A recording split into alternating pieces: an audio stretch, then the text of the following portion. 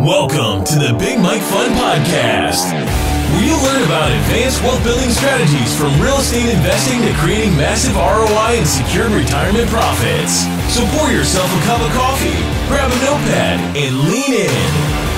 Because Big Mike has got the mic, starting now. Welcome to the Big Mike Fund Podcast. I'm the Big Mike Zlatnik. Today it is my pleasure and a privilege to welcome Jared Irby from Mobile, Alabama, brother from the Collective Genius Mastermind. And Jared is a president and a founder of the IRBY Home Buyers, forgive me. Hi, Jared. How are you? Hey, thanks for having me on, Mike. Could you tell folks a little bit about you? You live in on the Gulf Coast, and how are you enjoying living there? How do you deal with hurricanes? Do you do hurricane chasing? Do you do any of that fun sport activities? Well, sure. So we'll dive right into it. And forgive me if my voice is a little scratchy. I'm fighting a little bronchitis, so I might be off my game talking. But yeah, I've lived in Alabama and specifically on the Gulf Coast. I was born there and left for a little while, lived in Europe, my family growing up for a while. But ultimately am really fond of the area. It's beautiful area, great climate, lots to do, hunting, fishing, boating, great atmosphere on the beach. And so I love it here, but we do have hurricanes to deal with. They're not as frequent as you may think. Just if you watch the news, they kind of sensationalize the whole thing a little bit. It's not as big of a deal, maybe as like tornadoes and stuff in other areas. It's a hurricane's coming a week in advance. You have plenty of time to prepare. It's obviously not good, but it's not the end of the world. And all the buildings are built to withstand, really high wind codes and things like that. So other than our insurance being a little bit more expensive, it's really not a huge deal. Yeah, I hear you. That makes sense. If you're prepared, you could deal with hurricanes. I want to compare this to the snow because I'm in New York, and I often go upstate New York to Rochester, New York, where my mother lives, and they get a lot of snow, and they're prepared. So when they get a massive snow blizzard, it's totally fine. You're probably the same way. Hey, it's another hurricane. Big deal. Like you guys get a little snow. Yeah, exactly. Except snow is 100 times worse because it's cold. So at least when it's a hurricane, it's hot. So it is what it is. But there's it's coming, so it's no big deal. I appreciate the optimism. I'll take snow all day long. Okay. But anyway, let's talk a little bit about your business. And you buy, fix, and flip houses to investors. I guess you sell most of the houses you sell are to investors, right? Sure. So obviously we're kind of in a smaller market, less than 500,000 people in the whole market. So we don't really specialize in any one thing other than, distressed real estate, with a big focus on single family homes. So we've got a team of acquisition people that are going out and acquiring, properties below market. We then go in and kind of evaluate, hey, do we want to hold this ourselves? Does it fit our criteria for our rental portfolio? And do we have the money today? That kind of thing. Or do we flip it to another investor, or do we do a flip on it ourselves? So we work with a lot of investors to wholesale properties too, and also sell some turnkey, properties as well with tenants already in place. So our business kind of runs the gamut, and where we're at is really a cash flow type market. We're not super heavy on appreciation, although there is some, but most of the properties cash flow really well. So most people are buying the properties to hold. Got you. So what does it mean cash flow really well? So can you define, if somebody buys a property, what does a typical property sell for as an investment grade cash flow property? What's a typical price if you were to sell it to a retail investor? What's the fair market value, and what kind of a rent it collects, and what kind of cash flow does it generate? Sure. So we're looking at, at providing, anytime we do a turnkey property, we really want to provide, a 10, 12% actual cash on cash return, to our investors. I know some people advertise more than that and things like that, but we try to factor in, real expenses, real costs, that kind of thing, and still deliver, at least a 12%, plus return to our investors, on a turnkey property. And obviously, if you don't do as much work to it, and we're in a, not a great area, but not a horrible area either, and we could do a Section 8 property, you can get returns, even higher than that. Understood. So when you say cash on cash, you mean without leverage? So people buy it for cash? I would say, 12% with leverage, probably, 8 or 9%, without leverage if it's, paying cash for it. Got you. So what's an average price? So what would an investor buy it for from you, and what kind of monthly rent?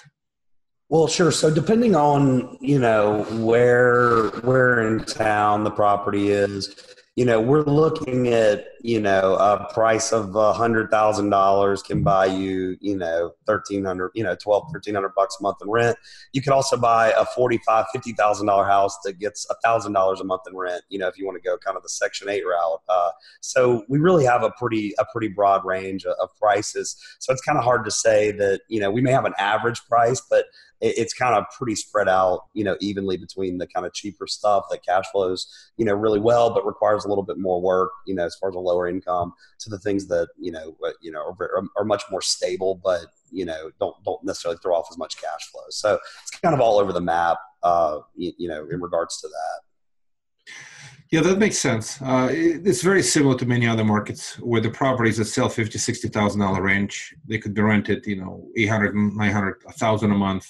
And the cash flow is stronger, but you're dealing with the C minus neighborhood. And, like you mentioned, $100,000 property in Mobile, Alabama is a nicer property than, many other markets. And so that's very consistent. So one quick question. When you sell these properties do you sell them to local investors, or do you sell them out of town investors? So we do have a couple of out-of-town investors that buy stuff from us. At the moment, we have really good relationships locally. So we've been selling, for the most part, to local investors, aside from a few that are from out of town. So I think a lot of people haven't recognized, the market we're in yet as a big cash flow market. There's been some more emphasis on, Birmingham and Alabama and other areas of the country, but I don't think we've been, really identified as a big cash flow market. And, in some ways, I don't really go out advertising that fact either, because I like to buy properties cheaper, by not having. You don't want competition. So, we like, while there is some out of town folks, there's not a ton at the moment. Got you. The reason I asked the question is I was going to do a follow-up question. If you provide management on these properties, so somebody buys a property from you, they need generally turnkey management. Or do you have professional management companies that do this for you? We do. So we provided our own just management solo for a long time to our own properties, and I think we're really good at it. But we've actually partnered up with a local property management company where we, partner up with them to handle the management. They're a lot bigger and more capable of handling it in a really great way.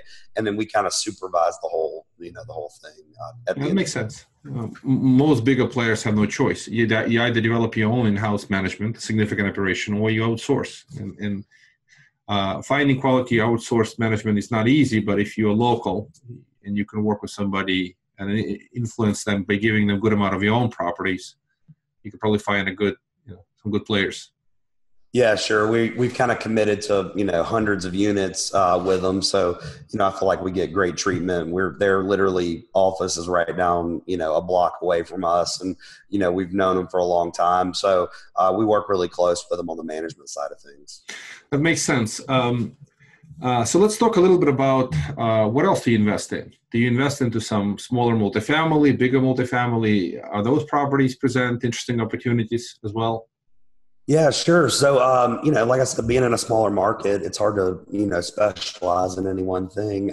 So we have started buying multifamily in the last year and a half, and have acquired, an 11 unit, a 20 unit, and some, quads and a fiveplex, and then also a 64 unit apartment complex. So kind of all over the map as far as the sizes goes. Once you get past the 50 units here in town, there's really not a lot of inventory, that kind of larger property. It's more smaller mom and pop, 20 to 50 unit type of properties. There are a few bigger ones, obviously, but those are mostly like class A, and we're focusing on like low B, C class type apartments. Yeah, I hear you. It's a very interesting observation that the bigger properties are all class A, and then the smaller mom and pop properties are a little bit lower grade. But that's where sort of better opportunity if you're local. But for an out of town investor, it's probably pretty hard to get into those properties because of the management issues. Yeah, sure. And I think some of it has to do with, land has always been fairly affordable here. So why build up in an apartment when you can just kind of build out, single family, pretty reasonably. And also being in the South, there's probably, kind of that sense of home ownership that, may not translate everywhere else that well yet, although it is changing, over the last even 10 years, I've seen toward more renters and things like that. But yes, and being an out of town person, buying a 10 or 15 unit, you've really got to have great management in place, to make that work. And a lot of these deals trade, off market, and it's hard to find out about them. So, that there really hasn't been a ton of out of town buying in the multifamily side around here, except on the larger class A type stuff. Yeah, you're absolutely right. There's many guys in CG who operate in the apartment complex space, and there's a good old rule: look for at least 70 doors or more. I mean, 70 doors is sort of the entry level to have some kind of economy of scale, and most of the stuff that you're buying is below that threshold, and no big player is going to look at this. Just economy of scale is missing, and on-site management is hard. So it is pretty much local players' game to buy and operate these properties, even though they probably cash flow like a monster, but it's a local ownership, local management type of setup. Yeah, definitely. Unless you have a lot of units, it's hard to trust, a management company that's not there, that you're not able to put your eyes on a C-class property. I mean, you need to be out there looking at it, fairly frequently, or have an amazing management staff. And, having more units just lets you afford that great staff. Otherwise, you're kind of stuck, trusting a property management company that you don't really know. That makes sense. That's absolutely makes sense. And your buying is very opportunistic. When you're operating in a market, you almost, the good old expression is no lead left behind. So if you have anything interesting coming across your door steps, and it's a deal worth either buying and holding or buying and flipping, you're looking into this. So one quick question on your rental portfolio. Are you able to get bank financing locally, even on these inexpensive properties, or are you going with some national players that have like Corvette or Lima One, any of the big boys who finance portfolios? Sure. We've had great success with local banks. They seem to be really, keen on, obviously some aren't into single family rentals, and some aren't into multifamily, but we haven't had any problem getting financing, especially long-term financing on any of our stuff, and at what I would consider pretty good terms as well. That definitely beats a lot of the national players, and so I think local banks, if you've got them, are the way to go. Yeah, I agree with you wholeheartedly. It seems to be the story coming from many folks I know. If you can get a great community bank or local bank relationship, there's just nothing better. The only thing you have to worry about is if you outgrow them, at some point they may not be able to give you any more money. But at least initially, it's probably the best and easiest relationship. Yeah, Mike, that you're 100% right. That's the only thing that we've seen is, when you do start, borrowing, seven figures and more, it does start getting a little, more questions and things like that. And they obviously they do have lending limits. We're not bumping any of those at the moment, but we spread our business around three or four, local banks. Some love the multifamily, some love to give, credit lines, some love to do, single family portfolios. So we kind of spread our business around a little bit and try to have multiple relationships going at once. So that way, if one does slack off, we have others in the pipeline to help us out. So I think diversification there is really important. Yeah, that's a great point. Diversification is a key word. It's a key word in everything. When we invest, we constantly look at diversification. I'm a fund manager, and a fund level, that is the number one kind of a goal, is to spread the risk around. Whether you're raising money or you're investing or you're getting bank financing, it's the same concept. So that makes a lot of sense. Do you have any interesting kind of great strategies how to acquire these deals? Most of the listeners are just passive investors, but maybe a few active guys. Do you have a great strategy how you find these distressed deals? Do you send postcards? How do you find these type of deals? Yeah, so we do a ton of marketing. My background is marketing and sales. So I've kind of always taken the approach that this business is marketing and, and sales as well, as far as negotiating and that kind of thing. So we do everything marketing wise. We do a ton of direct mail. We do a ton of online advertising with social media and pay-per-clicks. We get a ton of referrals from agents. We've really focus hard on working our network of agents in the local area. And then, we put out bandit signs. We, do, cold calling, all kinds of stuff, pretty much everything you could possibly think of from a marketing standpoint, we do a lot of. And so we have a pretty diversified, stream of leads coming in. When I first started, though, I was buying just from agents. I had a couple good agent relationships. And, for one or two deals a month, buying from agents and even wholesalers. That's eventually I started buying from wholesalers and then we bought at auctions and things like that. You kind of have to, build relationships. If you're trying to acquire one or two or three deals a month, you can do that without any marketing pretty easily just by working, the relationships like, that you see people on a podcast, reach out to them, wholesalers, whatever it is, you can, local agent in your area, a couple of those relationships could yield massive results. Yeah, that makes sense. Real estate 101, before the days of the social media, before the days of the internet, it was a handshake with agents, buying them dinner or lunch and having a good rapport. That makes sense. But today's day and age, you almost have to. If you don't market heavily in the competitive environment, that the ones who market will take they'll catch the fish, and you'll be.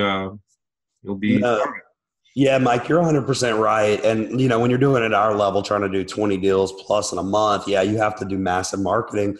But when I was working directly with agents and wholesalers and things like that, my marketing there was, like you said, taking them out to lunch, buying dinner, having a really great relationship, making sure I pick up the phone and check in all the time, that kind of thing. More of a networking, like a very intentional networking angle to it.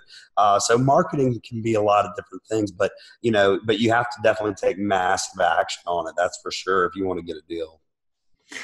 Yeah, I appreciate you sharing. I live in New York, and there's so much more of the network marketing here for the reason that every asset is so much, if you get one referral, you could be dealing with $1 million asset.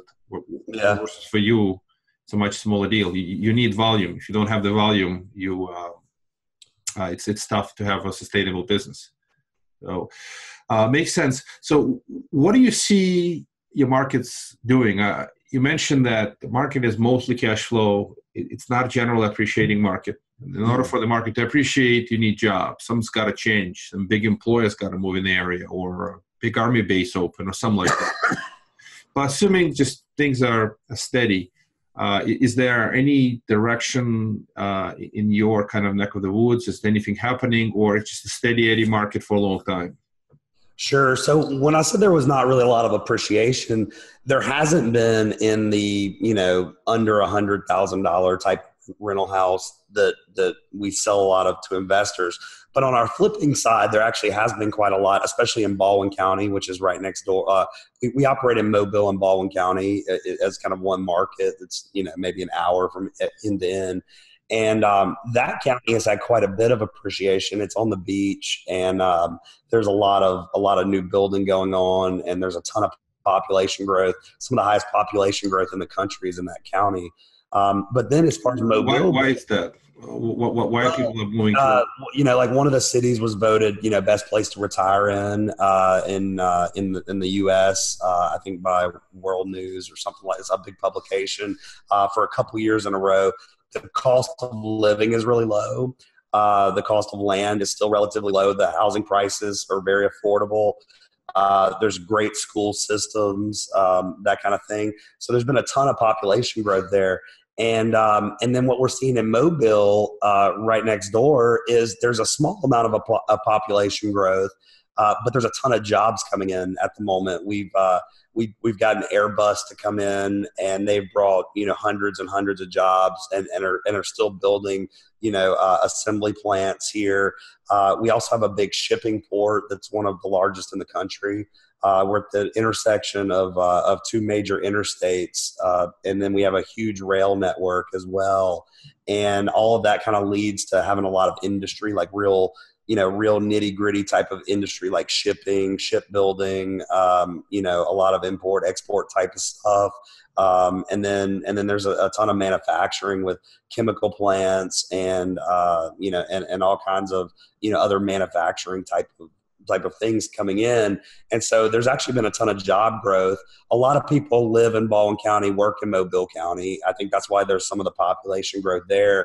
But as Baldwin County's prices have run up, we're starting to see that more and more people are staying in Mobile County as well. And so it looks on the higher end of the market that those prices are starting to rise as well. So fundamentally, there's a lot of good paying jobs coming in, and that have come in very recently, that is starting to kind of translate into that growth. Yeah, I appreciate your great explanation of the economy growth and the prospects. It sounds like there's a significant upside from the retiring community, and then the jobs are moving in, and Alabama is a low tax state. Is there a state tax in Alabama, or? Yeah, there is a state. There is a state income tax, but there's also extremely low property taxes. And relatively speaking, our insurance isn't that bad. So from a cash flow standpoint, the income tax really, we've kind of looked. Florida has no income tax right next to us, but substantially higher property taxes. So you kind of make up for it depending on your situation. But yeah, extremely low cost of living state.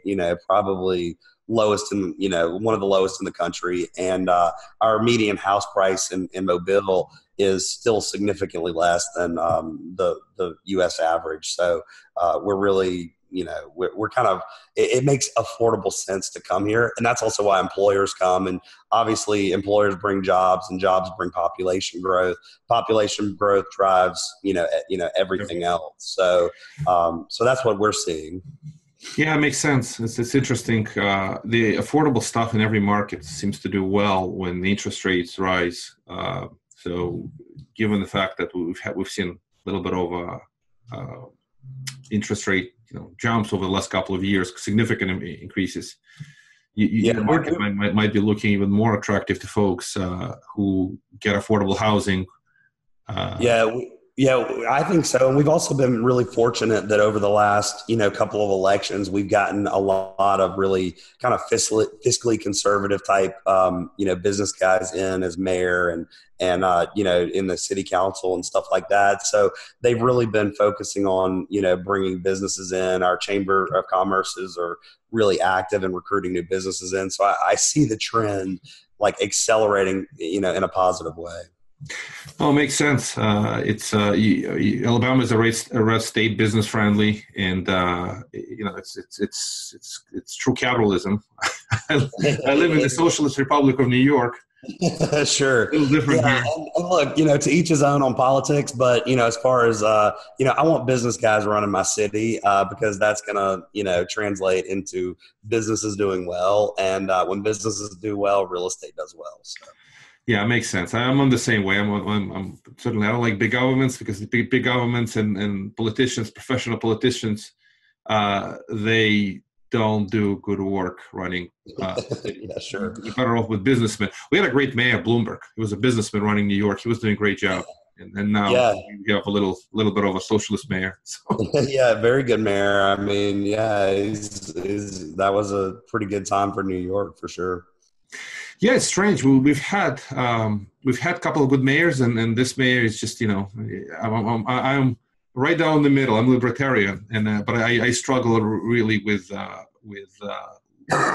too much socialistic policies in the city. Unfortunately, a lot of money goes to waste. The quick joke: we were driving this morning, and before the snow started, and a lot of dump trucks put a lot of salt already on the ground way in advance. So my wife and I were just chatting. Why are they doing this? There's no snow yet. Well, because they have an annual budget. They got to go spend the money because they got to milk the city. Yeah. They don't go spend the snow. Yeah, it's crazy. It doesn't make any sense to, if you're not in that game. But, if you're used to running a business where you have to account for your expenses, then, you think a lot differently than if you're just given a big bag of money to go spend. So, yeah, that's another discussion. Anyway, we're kind of coming up on the end. Just wanted to ask you, what are your best advice to listeners? Any great advice? Any great thoughts? Is there a good book that you'd like folks to recommend? Yeah, so I'm in business, and so I read a ton of books. I think the key isn't what you read so much as that you're really reading and investing in the topic that you're really embroiled in. So right now we're kind of embroiled in scaling our business. And so we're really focusing on, team building and processes and systems. So, we're kind of exploring that. So read, I think is important no matter what the actual book is. There's tons of resources on that. As far as best advice and that I've kind of lived my life by is to take massive action, and if you have a lot of passive investors on here, they probably at one point took massive action to get to the point where they could passively invest.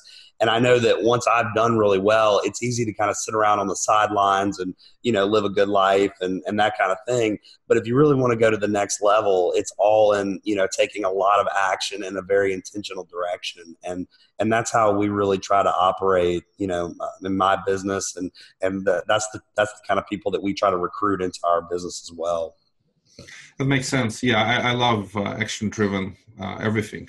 The good old joke, you go ready, fire, aim. Yeah, exactly. You're gonna keep aiming for a long time, you'll never fire. So you need to. Yeah, it's kind of like a guided missile. You fire it first, and then you drive it around a little bit, right? Yeah, you have to get going, and then you figure out as you go whether you're going in the right direction. Otherwise, yeah, sure. Analysis paralysis takes too long to take action on anything. And this is in an imperfect world. So you will make mistakes and take it for granted. Just learn from mistakes. And that's the whole life is about. So exactly. So that's the best advice that I could give anybody in this business, especially is, very quick, decisive action. It wins when the markets are going up, going down, when you're buying, when you're selling, quick, decisive action. Don't wait around. Sounds great.